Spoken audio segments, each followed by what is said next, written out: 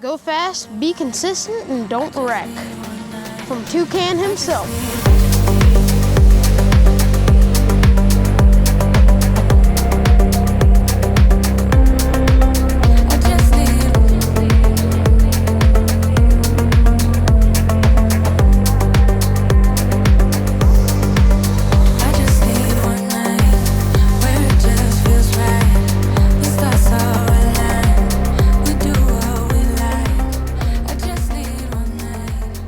So the X-Ray Challenge would be my first real race. I've done a few local club races, but this was the first kind of bigger sanctioned race that I would attend to. Spanning over the course of 3 days, and we had, I think, just over 200 entries. This race was canceled, I think, twice previously because we were struggling with weather, and as you'll see here, this time wasn't any better. The facility did a great job because the night before qualifiers, it really downpoured really bad, but they did such a good job just blowing the track off and making sure it was ready to go for the start of qualifiers. I think we pushed back qualifiers, 2 hours, but by the time we started, the track was in really good condition. I'm totally gonna be Lutz. He's slow.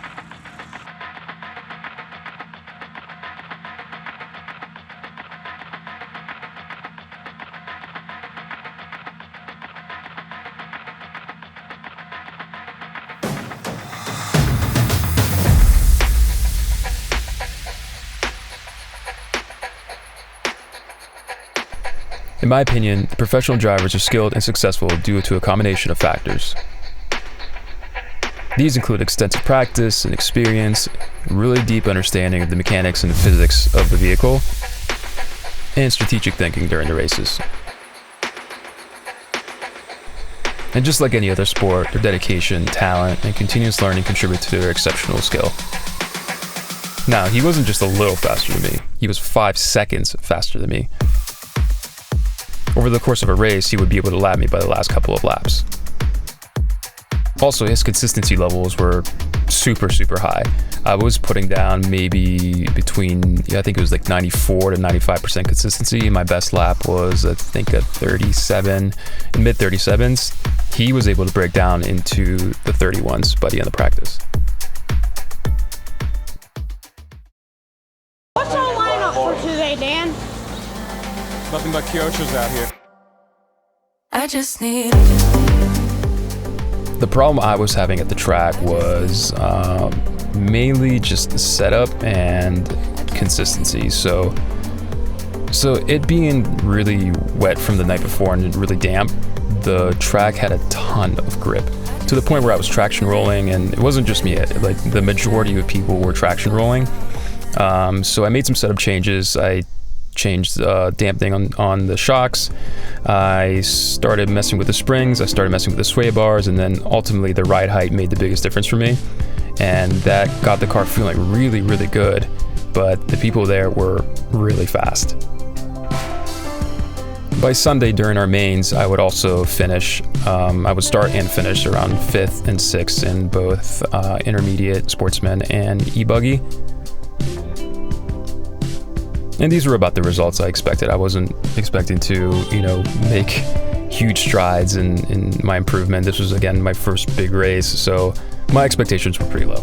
But I'm very happy with how the car performed, and it was really nice to see some pro drivers out there. It was really nice to get some feedback from them and to make some great friends along the way.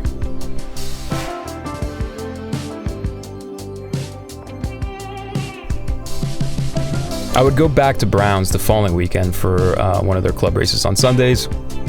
And much like the X-Ray Challenge, I finished right in the middle of the pack. At one point, I think I was in 2nd place, but I made a mistake and pushed me back to 5th in the e-buggy race.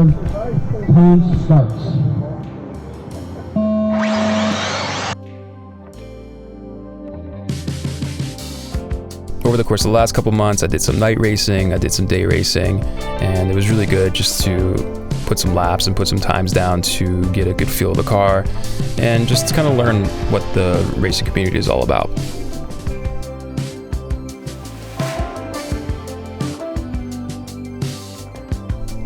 As Toucan said in the beginning of the video, consistency and not wrecking are probably the two most important things. You can do really, really well in the race just trying to avoid those two things, because, you know, if you get marshaled, you're probably losing your positions. You're going to definitely lose time in your lap. So you want to avoid wrecking and avoid getting marshaled.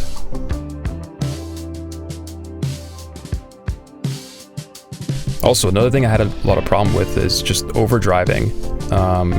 If you watch the pro drivers, you can see how smooth their lines are. It almost looks like they're going slower than you, because everything they do is so much smoother. They're not overreacting, they're not making huge changes to their inputs on their controllers, and it ultimately just makes for a much smoother and therefore a faster lap.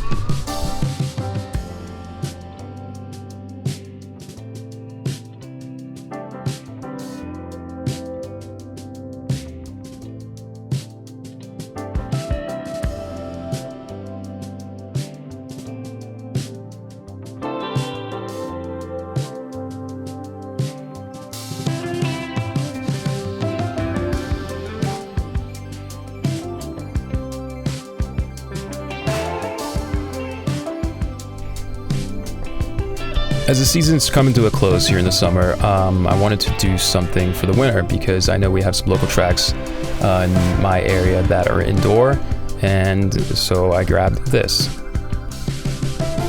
I think it's going to be really fun to run this phaser chassis on a touring car class. I'm just going to run, the 17.5 turn motor class to, practice in the winter months when we can't do off-road racing. Again, thank you so much for watching today's video. I hope you found it informative and entertaining.